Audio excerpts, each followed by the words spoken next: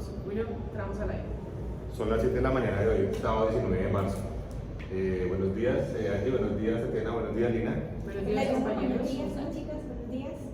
Estimados oyentes, nos encontramos en Radio Nacional de Colombia y tenemos una temática para hablar el día de hoy con base a las elecciones presidenciales que van a haber en el periodo 2022-2026. Deberíamos mirar cómo ha sido el manejo que le ha dado a los gobernantes del pasado a nuestro país. ¿Qué les parece? Sí, pero considero yo, y no que deberíamos hacerlo en un lapso de tiempo, no hacerlo tan extenso. No sé qué les parece que tomemos un periodo de tiempo de 1974 a 1986. Está perfecto, son las bases para la política nacional en ese momento, ¿no? En ese periodo hubieron 3 presidentes. Iniciemos con Alfonso López Miguel, ¿se les parece? Perfecto. Escoges el personaje. Yo digamos que identifico que Alfonso López se convirtió en el primer presidente de Colombia que no pertenecía al sistema del Frente Nacional y fue el primer liberal que acabó el poder desde 1946. Entonces, ¿qué sucede? Adicional a eso se creó el Frente Nacional. ¿Cuándo se creó? En 1957, el 1 de diciembre. Donde, chicas, quiero contarles que nosotras las mujeres fuimos las más votantes en cuanto a los ciudadanos, es decir, que votaron sí al plebiscito. Adicional a eso, el Frente Nacional es el pacto político entre los partidos liberal y conservador, donde el objetivo que logró fue llegar al poder del general Gustavo Rojas Pinilla y luego de ese golpe de Estado que fue en 1957 pretendía dicho acuerdo, el cual fue vigente en el año 1958 a 1974. Sí, es bueno y hay que tener en cuenta que ese Frente Nacional se creó también porque había mucha guerra entre los partidos políticos que existían en ese momento, los conservadores y los liberales. Esto llevó, pues obviamente como todos conocemos, muchas matanzas. La manera que generar Rojas Pinillas logró frenar o hacer como un acuerdo de paz entre esos dos partidos políticos fue el Frente Nacional. Él decidía, digamos, el periodo de mandato en 2 periodos a cada partido liberal, es decir, duraba 4 años un presidente conservador, 4 años un presidente conservador, nosotros en los 4 años un presidente liberal y así sucesivamente. Eso tardó 29 años para que a través del voto popular se pudiera volver a elegir un presidente en Colombia. Que duramos 29 años esperando para que se conformaran las votaciones como se ven hoy en día. Estábamos sometidos al poder. Exacto. Sometidos al poder por el general Pinilla y por los partidos políticos en ese momento. Bueno. Ya a través del voto popular, como lo mencionaba anteriormente, fue que se eligió a Alfonso López Miguel. Y me causa mucha curiosidad que precisamente, pues, como les digo, 29 años atrás, Sí. el propio papá era el que había sido elegido por ese mecanismo, que era, Quedó todo entre familias. que era el señor presidente Alfonso López Marejo. Interesante. Imagínate que adicional a eso, digamos que lo que tú comentas, existe también el partido que es el ML, que significa el Movimiento Revolucionario Liberal, que este es el término historiográfico que designa la revolución política. Entonces imagínense, aquí en esto incluye todas las transformaciones revolucionarias y adicional a eso, digamos que es donde involucra la era moderna y empieza la era contemporánea. ¿Qué A mí opinas? me gustaría, pues, estamos hablando mucho de temas internos, deberíamos tocar un poco de la política exterior, que es importante para el desarrollo del país. Me pareció muy interesante que en el mandato de Mikkelsen, él aplicó el tema del respicidio, que era mirar a los semejantes. En los periodos pasados se estaba teniendo mucho en cuenta el polus que se enfocaba mucho en Estados Unidos.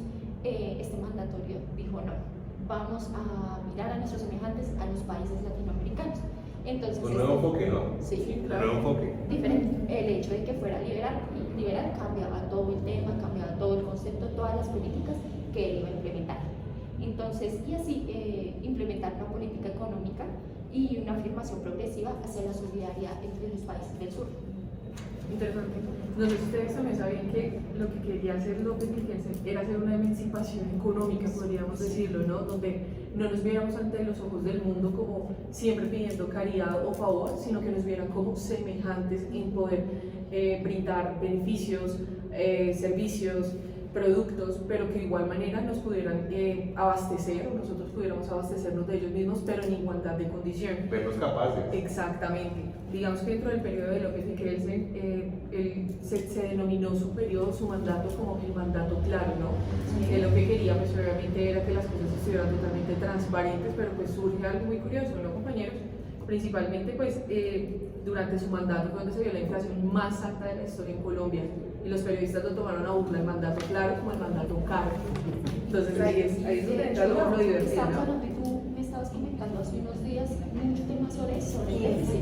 claro, imagínate que lo que decía Tatiana, implementando este gobierno, pues se desarrolló esa estrategia del déficit fiscal, ¿sí? Que es cuestionando un presupuesto del Estado público, y ahí es donde decía Tatiana, tal cual que estoy completamente de acuerdo, los ingresos financieros, ¿sí? Los ingresos donde efectivamente se hace una reforma tributaria y una reforma fiscal para detener la inflación, lo que dice Tatiana. O sea, de Estaba por acuerdo. las nubes, ¿no? Ajá. Por las nubes. De hecho, fue un periodo muy controversial porque decían que no sabían si el cambio a escoger un presidente liberal había afectado la economía del país, teniendo en cuenta que ya se llevaban un largo tiempo a cargo de los conservadores.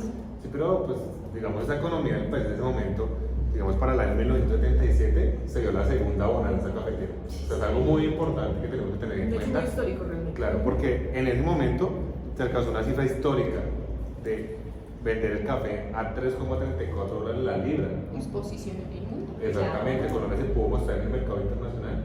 Y fue tanto el auge que generó durante el 14 y 15 de abril de este año esa bonanza cafetera, que sirvió para que el presidente Kelsen tomara una decisión muy importante, y es rechazar un apoyo que estábamos recibiendo de la por parte de Estados Unidos.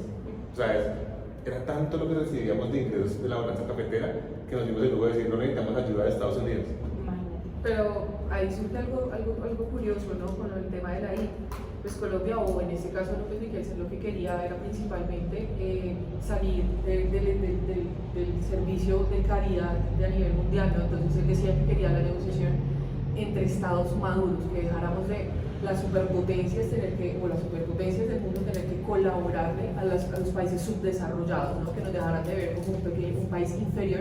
Y creo que con la llegada de la bonanza cafetera eso se rompió totalmente, ¿no? O sea, Teníamos en certezas. exacto, o sea, la idea era buscar cooperación internacional, pero que estuviera equilibrada. Entonces, Digamos, yo quiero hacer como un hincapié en que digamos también se tiene que tener en cuenta que esa bonanza cafetera se llevó a cabo porque pues en Brasil hubo una hielada de los terrenos cafeteros, y fue lo que promovió que Colombia pudiera mostrar su café a nivel internacional. claro. Pues también digamos que Colombia, para también revisar los temas ambientales, fue que creó un... Sí, para ese tiempo, digamos, a raíz de todo esto, Adolfo López creó el Instituto Colombiano de Hidrología y Meteorología y Adecuación de Tierras, conocido como IMAT, que se conoce hoy día como IDEAM. En 1993 exactamente cambió su nombre debido a que lo querían especializar más. Antes se encargaba de estar como observador y de estar velando por los intereses de la tierra y de los cultivos. Ya con el IDEAM, en la creación del IDEAM, era analizar, desarrollar, hacer todo el tema para estar informados y pues no llegar a ese punto de perder la bonanza cafetera. Claro, es cierto. Y adicionalmente, pues por eso se creó el proceso del Pacto Andino, conocido como ICANN, que es la comunidad Casi nada, andina. ¿no? Exacto. Aparte, ese es un mecanismo de integración total, subregional, en la cual fue creado mediante el Acuerdo de Cartagena, ¿cuándo? El 26 de mayo de 1969, con el propósito de mejorar el nivel de vida, el desarrollo equilibrado de los habitantes del país frente a la integración y la cooperación económica y social. Interesante. Sí, digamos, eso fue uno de los pactos que pues estuvo en el mandato de Alfonso López de Kelsen, ¿no? O sea, hay que tener en cuenta que cuando nos despojaron, digamos así, nos robaron el Panamá, pues nos sentimos como muy agredidos, ¿no? Entonces, él recalcaba mucho una frase que decía que Colombia había perdido su importancia hemisférica cuando se había separado de Panamá. Claro. ¿Ustedes qué opinan? Totalmente de acuerdo, y si lo traemos al contexto actual, Colombia estaría muy bien económicamente si tuviéramos ese pedazo de Panamá por el tránsito del canal de Es un parte Panamá. como un robo de soberanía, ¿no? Soberanía nacional. Realmente es una parte de Si negociación. vamos a pensar, de Europa mucha carga tiene que hacer escala en obligatoriamente en Panamá, como ejemplo para quienes se cargan a Cartagena. Exacto, la carga que viene para Sudamérica. Exactamente. Pero entonces, digamos, como el presidente, bueno, el expresidente Alfonso López Miguel obviamente buscaba ampliar las relaciones exteriores, él buscó una alianza y hacer un pacto con Estados Unidos y Panamá para que Estados Unidos le volviera la soberanía a Panamá del canal. Claro. Porque obviamente, como lo estamos mencionando, el canal trae muchos beneficios y Estados Unidos es el que se veía más beneficiado. Sí. Entonces Colombia tenía un pacto con Estados Unidos que era el cual que Panamá le permitiría un bajo arancel al transitar por el canal de Panamá, Sí. poder transitar militares por el canal y poder transitar el sinfín de números de colombianos.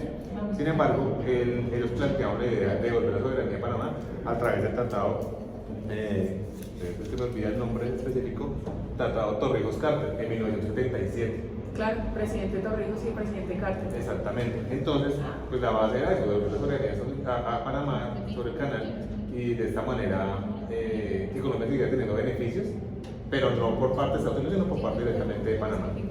Interesante. Otro dato súper importante para recalcar es que López Miguel vuelve a tomar las relaciones diplomáticas y comerciales con Cuba, ¿no? Tengamos en cuenta que por influencia de Lleras Camargo, que se deja influenciar por el gobierno Kennedy, rompe todo tipo de acuerdo comercial o diplomático con Cuba debido al desastre de Bahía Cochinos, ¿no? Entonces, López Miguel lo que hace es volver a tomar esa negociación y pues lastimosamente esta relación no va a durar mucho tiempo porque pues más adelante viene el tema del refugio que se le brinda a los guerrilleros en ese momento los guerrilleros del M-19 en Cuba gracias a Fidel Castro, ¿no? Por la Revolución Cubana. Sí, no, No, pero no, la Revolución Cubana ya no ha pasado. Pero pues En este con caso, las bases. no, porque en este caso se le da el refugio a los guerrilleros colombianos con el tema del M-19 en Palacio de Justicia. Sí, digámoslo ahí, No ¿no? teníamos buenas relaciones, digamos que no iban a llegar a ese enfrentamiento porque no les convenía por el hecho también de la discusión con Estados Unidos. Exactamente, entonces, como les mencionaba, por la influencia de Kennedy, el presidente Kennedy, pues Lleras Camargo simplemente lo que hace es romper relación, dado pues a la guerra, digamos, que se desató en Bahía Cochinos, ¿no? Sí, Entonces, digamos, no me gustaría dejar de lado, al terminar, digamos, ya creo que hasta este punto podríamos hablar de este mandatario.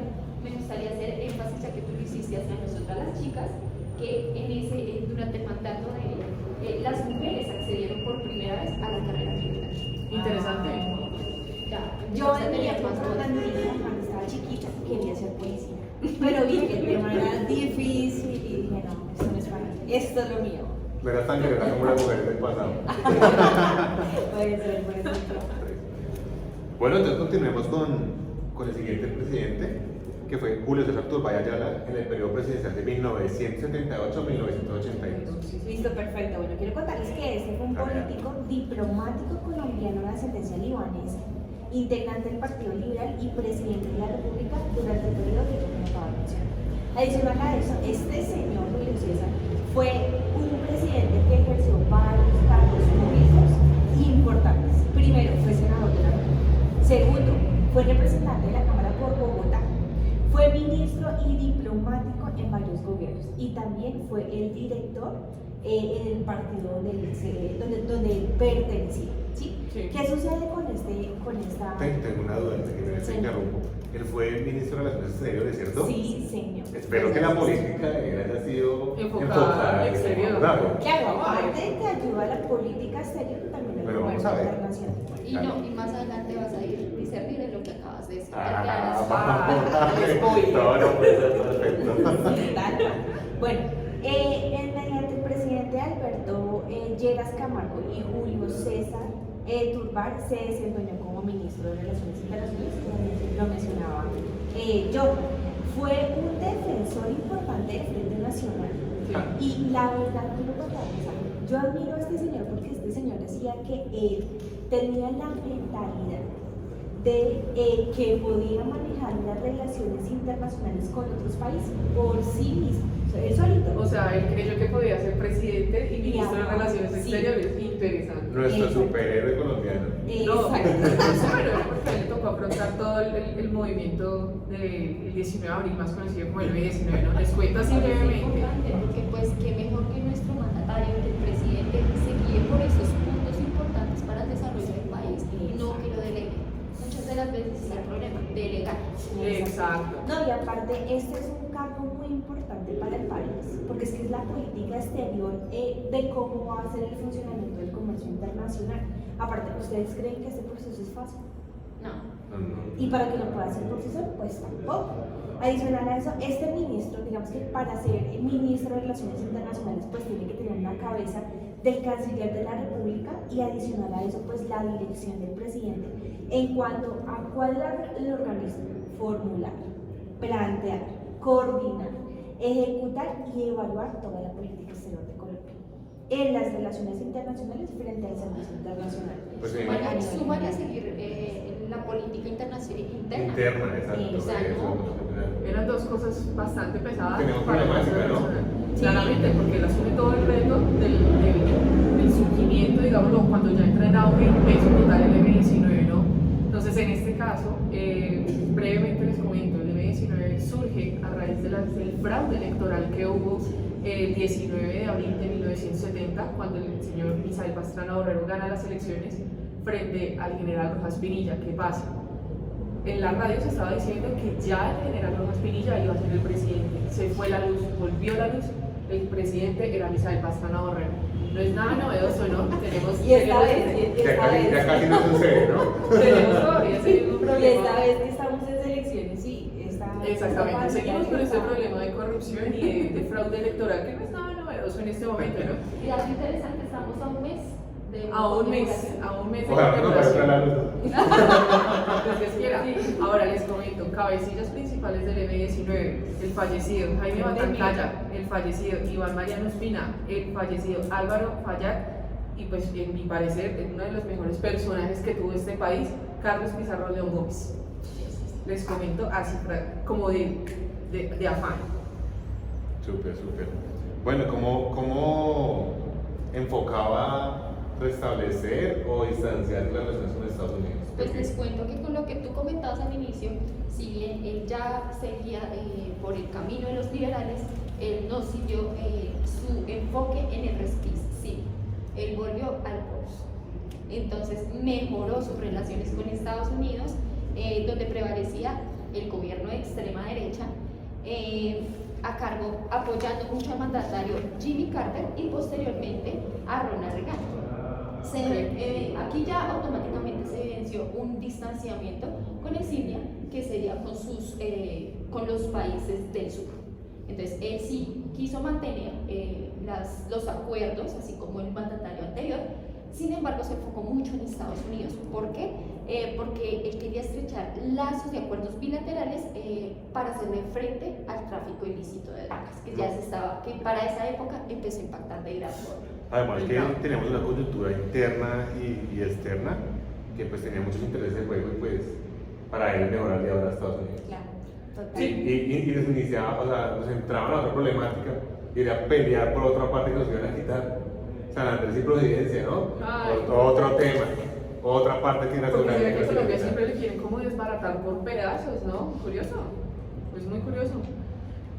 Aparte, digamos que lo que yo mencioné frente a las disputas de San Andrés y Providencia, se violan los derechos humanos y principalmente asesinan a Augusto César Sandino, lo cual por una posibilidad latinoamericana genera que no estuve de acuerdo con este proceso y pues por eso se suman a las disputas de San Andrés y Providencia. Eso fue durante el periodo de Anastasio, ¿cierto? Anastasio Somoza, de presidente de Nicaragua. Exacto, que ya Dictador. Colombia también en 1978 participa de este conflicto, pues junto con otros países latinoamericanos donde pues estaban enfrentando países importantes, entonces formaron el Pacto Andino para implementar una diplomacia multilateral y surge la Declaración de Bogotá, que no es como tal un acuerdo, es un documento.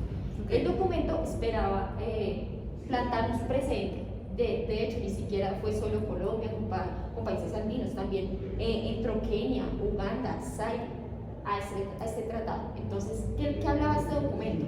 Este documento nos decía las disputas que se podían surgir por las tierras en el globo terráqueo, en el globo geográfico, por las disputas de las tierras. Entonces, claramente, pues ahorita no es muy mencionado, pero San Andrés sí entra al barrio. Y no solo las tierras, también había disputa por las aguas, ¿no? Por el agua y lo submarino. Porque no había limitaciones establecidas donde dijera eso pertenece a tal territorio, eso a tal territorio, sino que se estaban violando muchas veces los espacios marinos.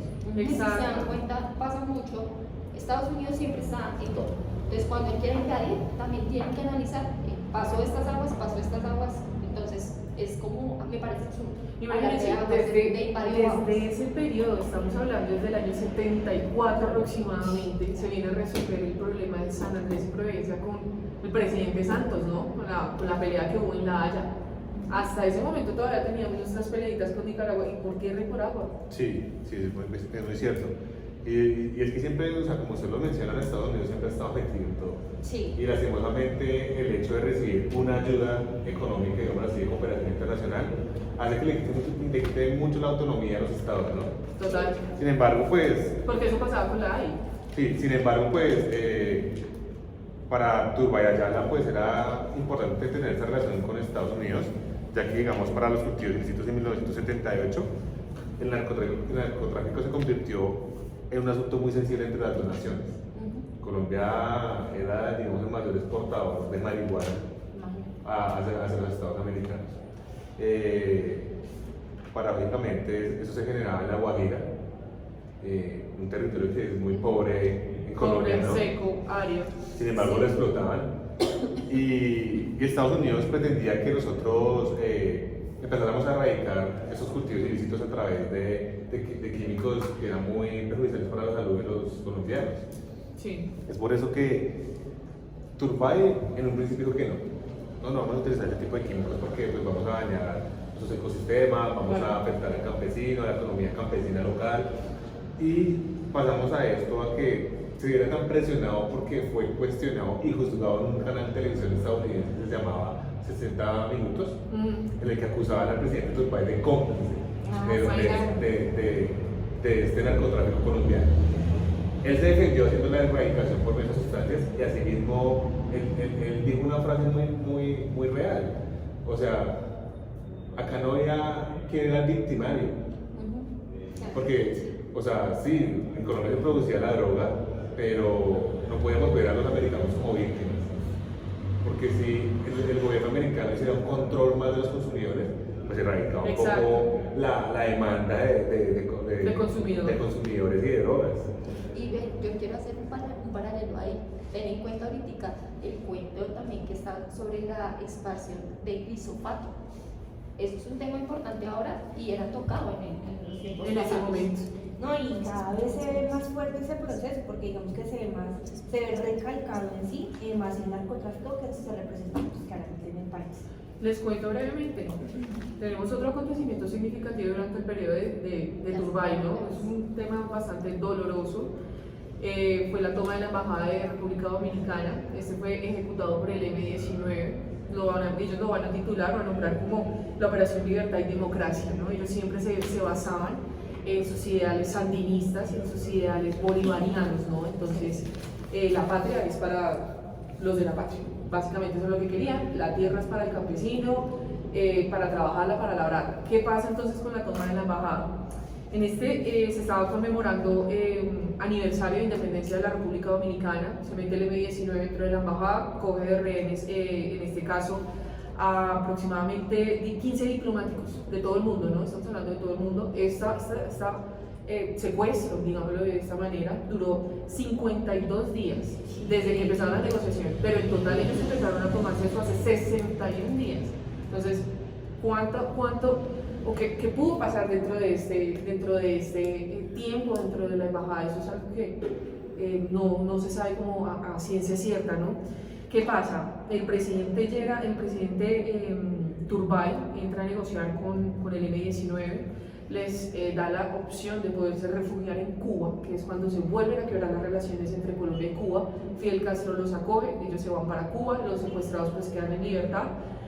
Y algo muy curioso, Rosenberg Powell, que participó dentro de la toma de la Embajada de República Dominicana, mencionaba que si no se hubieran llegado a esta negociación con el presidente de ese momento, el presidente Turbay, esto hubiera podido terminar en una catástrofe. En una catástrofe. Él mismo lo decía y pues nada, esto es un hecho que es bastante doloroso durante el periodo de Turbay. A mí me gustaría hacer un énfasis ahí también, y es que en este preciso momento también intervino dinero, porque Claro. había un diplomático de Israel que se encontraba entre los secuestrados. Entonces al final el capitán 1 confesó que se había recibido cerca de $3 millones por la liberación de estos presos entregados a Cuba, cosa que no se había dicho. Otro, digamos que objetivo de este secuestro, de esta embajada, era conseguir la liberación de los presos que habían participado en las milicias. Los presos políticos, sí, señora. Sin embargo, el objetivo no fue llevado a cabalidad, pero a los 2 años les dieron como la emancipación. No, y a mí me parece impresionante uno durar 52 días tratando de negociar y digamos que después de 61 días tomar la toma del gobierno, pues definitivamente no es obligado, porque se demoran tanto tiempo. ¿Usted cuánto negociamos nosotros? Una semana máximo. Sí. Pero tanto tiempo, tanta pérdida de tiempo, aparte de lo que mencionó Tatiana, me parece muy importante. O sea, si definitivamente Paulo no hubiese actuado, o sea, definitivamente esto hubiese sido un caos. O sea, un caos que definitivamente terminaría como lo que tú dices, en tragedia. Incluso yo estuve verificando y hubo más de 94 muertos y bastantes, ¿cómo se llama? Bastantes heridos en ese proceso. Sí, claro. Bueno, dejemos a un lado un poco la violencia, porque creo que acá nos ponemos un poco más sensibles. Miremos cómo fue pues, la edición de Colombia al GATT. Importante el Muy GATT, importante, claro. porque en esos tiempos se tiene a confundir de que pasado el GATT pasa a ser No hay problemas de audio, ¿no? Continuemos. la OMC. Sin embargo, son dos cosas diferentes, porque el GATT, si bien establece reglas, la OMC es el organismo que las regula, que se encarga. Colombia se adhirió en 1981 bajo la ley 49. Entonces, ¿qué buscaba el GATT? Es el Consejo de Comercio y Mercancías y tiene 10 comités que ocupan la agricultura, el acceso a los mercados, las subvenciones y las medidas antidumping, que creo que para estos tiempos es muy importante teniendo en cuenta que la balanza comercial no está a nuestro favor. Exacto. No es positivo. ¿Desde hace cuánto no está positivo? Sí. Entonces, bueno, el funcionamiento de este acuerdo general sobre aranceles aduaneros y comercio fue firmado por 24 países. Entonces, se habla poco del GATT, pero el GATT sigue existiendo. Bajo la reglamentación, mejor dicho, el ojo visual, que es la OMC. Bueno, es como un periodo presidencial que trató de seguir como el camino de su antecesor, ¿no? Sí, claro. Entonces, pues, se buscaba siempre la proyección de fortalecer las relaciones exteriores. Entonces, bueno, ya para finalizar, porque pues el tiempo es un poco Apremia. corto. Entonces, finalicemos con Belisario Antonio Betancur Cuartas en su periodo presidencial de 1982 a 1986. Me encanta, Listo. un loquillo, él era un loquillo. Bueno, continuamos con este personaje, con este presidente. Fue un abogado, fue escritor, poeta y político colombiano, 2 veces candidato a la presidencia en el Partido Conservador y fue presidente de la República Colombiana durante el periodo de 1972 a 1986. Este presidente intentó solucionar los procesos de paz entre las guerrillas y las FARC, ¿sí? También junto con el M-19, que yo sé que Tatiana se lo sabe a memoria y ella me lo va a dar a conocer. Y a los televidentes, a los que no están escuchando, también. Entonces, pues digamos que este proceso tuvo una falla política, ¿sí? En cuanto al compromiso de las partes involucradas, también afectó la toma del Palacio de Justicia y la tragedia de Armero y los primeros ataques del narcoterrorismo. Uy, esa palabra me suena tan familiar por estas épocas. El narcoestado, el narcoterrorismo. Exacto. Aparte, Belisario pues trata de desligarse de la alianza tan estrecha que teníamos con Estados Unidos y da un giro brutal, pero es un giro brutal a los presidentes antecesores anticorruptismo. Aparte apoya la firma de la Unión de Repúblicas Socialistas Soviéticas. ¿Cierto, Johan? ¿O usted no conoce el temita? Bueno, vamos a hacer una pausa porque necesitamos hacer una campaña de salud. ¿Cómo va con tu tema de vacunación, Angie? Bien, me falta la tercera dosis. ¿Tú? Yo en contra de los esquemas de vacunación. ¿Y tú cómo No, vas? ya me falta la tercera dosis, pero pues la verdad, he ido, pero me he arrepentido por las filas tan grandes. Bueno. Estamos en un país democrático, aquí podemos decidir, siempre, pero... Para nuestros oyentes, como dice informativo, queremos decirles que durante este fin de semana, sábado, domingo y lunes festivo, en el centro comercial de la estación va a haber jornada de vacunación masiva para que por favor todos se puedan acercar y puedan cumplir con este esquema de vacunación. Recuerden que es obligatorio tener por lo menos 2 dosis para ingresar a establecimientos públicos. No queremos que cancelen conciertos. Entonces aquí a continuación vamos a presentar el esquema para que se dirijan allá a los horarios establecidos. Y por favor no olviden seguirnos en la campanita para que nos sigan escuchando en vivo. Muchas gracias. Y bueno, continuemos, no nos perdamos el hilo de la conversación. Está interesante, a mí me gustó la charla. Bueno, Belisario dice que apoya la firma con la Unión de Repúblicas Soviéticas para la construcción de la represa de Urrá. Esta represa de Urrá se lleva a cabo en 1971, digamos, como el planteamiento, pero en 1977 el gobierno del antecesor Julio César Turbay declara la ejecución de utilidad pública. Se estableció, digamos que con la alianza rusa en una empresa que se llamaba Bio Energosmen Sport, efectuar el diseño y el montaje del equipo para la fabricación de esa represa. En 1982 fue cuando ya Betancourt da el contrato a otra empresa sueca para que inicien los procesos de obra. Es una de las represas más importantes que tenemos en Colombia. Sí, señor. Entonces hay que tenerlo pues en cuenta y pues cuidarla porque pues es la que nos provee también mucha energía a gran parte del territorio nacional, ¿no? Exacto. Ahora, entro en énfasis a decirles porque al principio les mencionaba que él era un loquillo, ¿no? Él iba en contra o es como los niños chiquitos que le dicen haga y él hacen todo lo contrario. Con Belisario pasaba eso. Belisario lo que quería era, antes veníamos de una sociedad donde estábamos acostumbrados al tema del antisocialismo, ¿no? Entonces era el antisocialismo, anticomunismo. Belisario quería cambiar ese esquema, o sea, él quería ser un chico 2.0 de la época, ¿no? Entonces, Chico rebelde. exacto, entonces anteriormente pues no se tenía pues mucha relación con la Unión Soviética, pero Belisario lo que hace es empezar a dar contratos teniendo en cuenta que pues es un país que nos provee de un servicio, no lo veamos como un enemigo público, pues simplemente nos estaba prestando un servicio. Ahora, él es otro de los que entra a participar o apoyar el tema de la guerra a las Maldivas, ¿no? Si saben cómo es el cuento, ¿no? Entra, En Argentina. exactamente, la disputa de las Islas Maldivias, Georgia del Sur y Sandwich del Sur. Esto fue en el año 82 y se llevó desde el 2 de abril hasta el 14 de junio. Y ahí quién se quedó con esas islas. Reino Unido. Desafortunadamente Argentina no se las logró ganar, aunque para mi parecer era más de Argentina que de Reino Unido. ¿Te imaginas si Argentina se hubiese quedado? Uy, ¿quién se aguanta esa gente tan creída después? Si son creídos, Mejor no. imagínate. No, y aparte se buscaba ese predominio de lo político sobre lo económico y de lo económico sobre lo jurídico, donde ahí es donde le dan prioridad a los aspectos de la política doméstica. Y creo que fue una buena decisión para garantizar ese plan que él tenía a nivel de política internacional y global.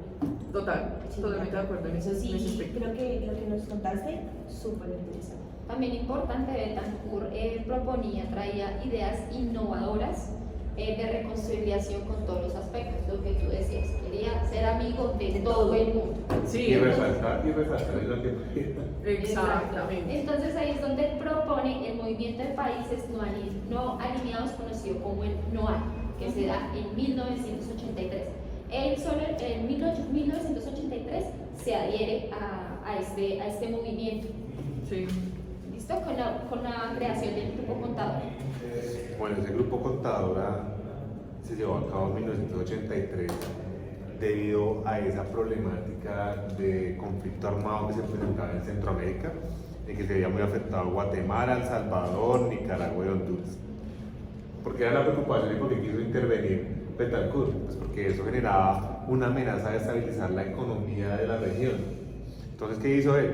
Propuso reunirse con México, con Panamá y Venezuela para encontrarse en la isla Contadora. Es una isla que queda en Panamá, ¿no? Sí. Vale la pena aclarar, ¿no?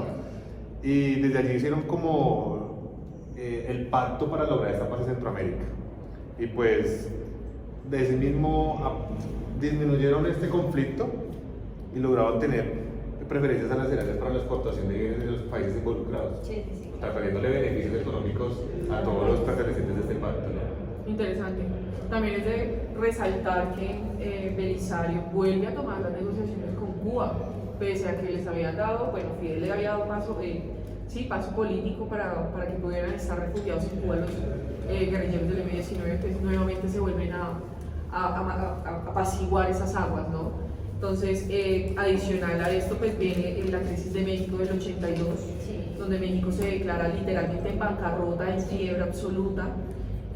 Lo que hace el presidente Betancourt es ser un intermediario, interceder por México ante Estados Unidos y decirles, venga, no midamos la deuda externa en ese momento de México de la manera tradicional, sino midámosla por un porcentaje del ingreso de sus exportaciones. O sea, idea de renegociar la deuda que tenía. Renegociarse, como para aliviar eso y que obviamente no se viera perjudicado a futuro, porque si se ve perjudicado México, de ahí para abajo también tenemos mucho que ver nosotros. Es que México es la entrada A Latinoamérica. Ajá.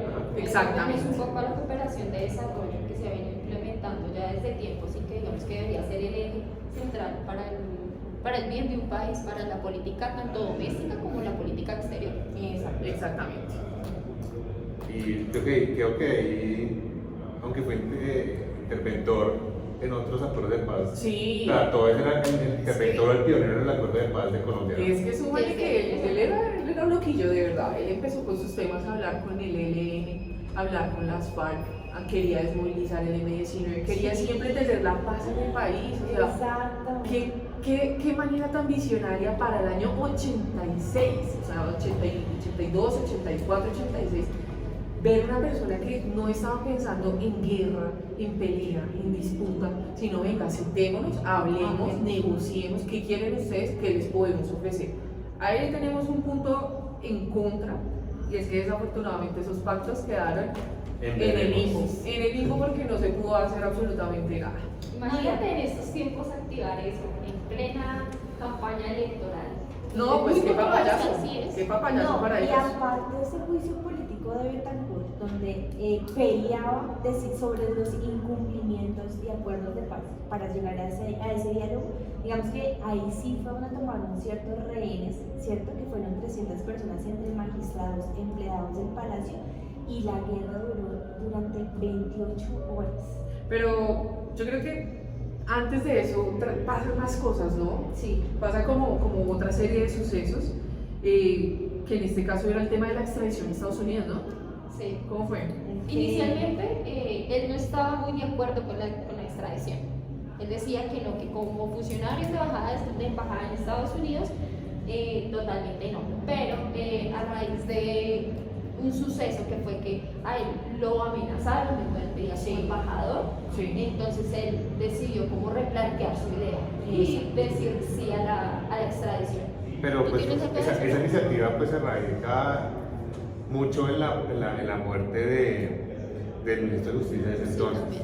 Rodrigo Lara Bonilla. Rodrigo Lara Bonilla, porque eso fue el 30 de abril de 1984. Se llevó a cabo porque él quiso atacar legalmente al cartel de Medellín. Algo que no le gustó A Don Pablo. Don Pablito. Pablito. Desde ahí esa guerra del cartel de Medellín contra los exponentes políticos de Colombia, ¿no? Esto impulsó a que el presidente Betancourt pues aprobara la extradición en Colombia. Claro, creo que eso era la gota que derramó el vaso. Exacto. Entonces, pero ¿qué pasa? Cuando se lleva a cabo esta muerte del ministro de Justicia, el expresidente Betancourt ordena y autoriza a las Fuerzas Armadas a actos de represión, Sí. a militarizar Bogotá y Medellín inicialmente. Luego pasa a Cali. ¿Qué provoca esto? Provoca que los estudiantes hagan un máximo de movilización en contra pues, de esa represión de la policía y de los militares. Pero esto provoca que haya una matanza universitaria. Sí. ¿Por qué? Porque en Bogotá y en Medellín hubieron 80 personas desaparecidas y digamos que secuestradas por el mismo Estado porque era pues la policía y los militares los que llevaron a cabo esta operación. Lamentable que sigan en eso. Y el 16 de mayo de 1984 fueron obligados 8 personas a utilizar capuchas fabricadas por los mismos policías. O sea que el cuento de los infiltrados dentro de las marchas no es actual, es un tema que viene de tiempo atrás. Exactamente. Interesante. Lo peor fue que Desconocía. desaparecieron 8 estudiantes. Ahora, Cuando aparecieron los Exacto. cuerpos, se notaban señales de tortura, Claro. de maltrato. Hasta que terminaban por eso los se días. dice que debajo de la Universidad Nacional de Colombia hay túneles donde se llevó a cabo todo este tipo de Exactamente. violaciones de derechos humanos, porque esto es una violación de derechos humanos. Claro, y si queremos ustedes, alguien que me dice que no conocía el tema, bien puede ir allá a la sede de la universidad en la 26 y va a encontrar las placas conmemorativas de los estudiantes. Exactamente. Y ellos están aquí. Ahora que me toca el tema de desapariciones, viene otro tema supremamente triste para este país, que fue la toma del Palacio de Justicia en el año 85, ¿no? Esto se da a cabo por lo que comentaba Lina, por un juicio político que quería hacer el M19 contra Betancourt. Nuevamente el M19, ¿no? Perdóname, pero Nuevamente. pues, yo aquí saco. Hay que recalcarlo. Entonces, le van a hacer un juicio político a Belisario Betancourt por incumplir los tratados de paz que se formularon tiempo atrás, como yo les mencionaba ahorita. En este caso se toma el palacio el 6 de noviembre del año 85, a las 11 de la mañana se violentan las puertas, ingresan los subversivos al Palacio de Justicia, ¿no? Como mencionaba Lina, se toman 300 rehenes, entre ellos diputados, magistrados, personal de operativo, administrativos del Palacio.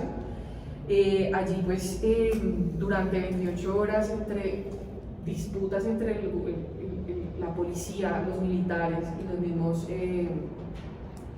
guerrilleros, el Belisario lo que hace es decir, bueno, ya, no más, Después de vamos. tanta sangre y fuego. Sí, Ya. digo, bueno, ya vamos a negociar. Él le da la orden al general de la policía, venga, vaya, comuníquese. Vaya, ¿no? Sí, se comunica con los chicos del M19 y les dice, venga, ya dejen la cosa, vamos a negociar, pero como en este país todo puede pasar, las comunicaciones se dañan. Y ese mensaje nunca llegó. El fuego seguía cruzado dentro del Palacio de Justicia y es cuando se irrumpe violentamente con el tanque, como lo hemos podido observar en varios... Por la terraza del. No, por la puerta. Por la No, puerta. tumba la puerta del Palacio de Exacto, Justicia. tumbaron la puerta del Palacio de Pero Justicia. también estaban con el tanque. arribando militares por el techo del Sí, Palacio de señor. Justicia. Ahí viene lo otro, ¿no? Que cuando ya se finalizó el fuego, digámoslo así, empezaron a salir personas, ¿no? Empezaron a salir personas. Los rehenes. Algunos, no todos, porque desafortunadamente fallecieron más de 92, 94 personas. desaparecidos. Y ahí viene lo chistoso, ¿no? Que es el cuento de los desaparecidos. Se vio en videos que salen las personas de la Acompañadas de cafetería, acompañados por militares, los ingresan aquí abajito a la casa del florero y nunca más se supo de ellos. Media cuadra se perdieron. Media cuadra se perdieron. Dicen los chismosos que sus cuerpos están o enterrados en la casa del florero o se los llevaron para a la 100 con séptima Cantón Norte. al Cantón Norte. Sí. Allá dicen que también han encontrado fosas comunes. Suceso demasiado triste, la verdad, porque, ¿Cuántas vidas se perdieron? porque son personas que no han Sí. podido enterrar a sus familiares, no han podido tener paz, no han podido tener tranquilidad. ¿Y por qué? También se rumora, no se ha dicho nada concreto, pero se rumora que el cartel de Medellín lo que quería hacer o se le pagó al M19 para ingresar al Palacio de Justicia y borrar todos los expedientes de los del cartel de Medellín para que no pudieran ser extraditados porque ya se había aprobado la extradición. Sabotaje de influencia. ¿Cómo ven? Muy bien. Pues muy triste pensaría yo por los familiares de estas personas que no saben nada de esta cruel guerrilla. Matanza. Es una matanza muy triste, la verdad. Bueno. Y nos matamos colombianos con colombianos, es lo más triste. Bueno, ya finalizando porque se nos agota el tiempo. Pues digamos Aprovechen que para votar bien. En conclusión, pues digamos propia y pues tenemos un minuto cada uno de su imposición ideológica. Creo que a pesar de todas esas catástrofes y sucesos que hemos tenido en ese periodo presidencial de esto, los presidentes han pues, hecho cosas también buenas, ¿no? Sí, claro. A pesar de que se le han presentado todos esos inconvenientes, lograron establecer buenos acuerdos que pues a la actualidad nos han beneficiado.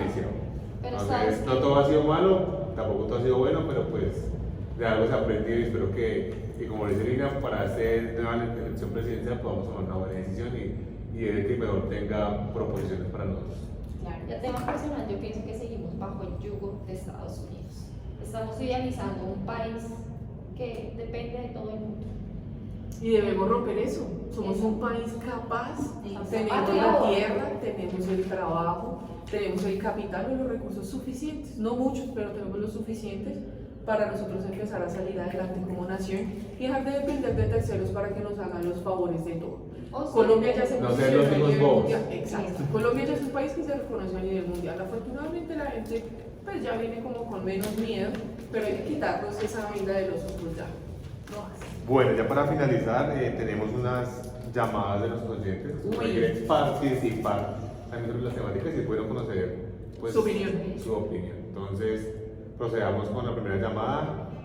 ¿Aló? ¿Quién habló? Bueno, ya luego de escuchar las opiniones de nuestros oyentes, vale la pena agradecerles a ustedes, como siempre un placer conocer sus opiniones, compartir este espacio, ver así todos saludables, alegres. Y a nuestros oyentes, pues muchas gracias por la sintonía. Nos vemos en el próximo programa. No olviden que nos encuentran en 104.9 FM y siempre que tengan dudas sobre política, acá serán bienvenidas para aclarar durante el programa. Me encanta Gracias. trabajar con ustedes en esta Sí. mesa de trabajo, chicos. Chao, Feliz Radio día. Nacional Colombia. Feliz Bye. día. Bye. Estamos fuera.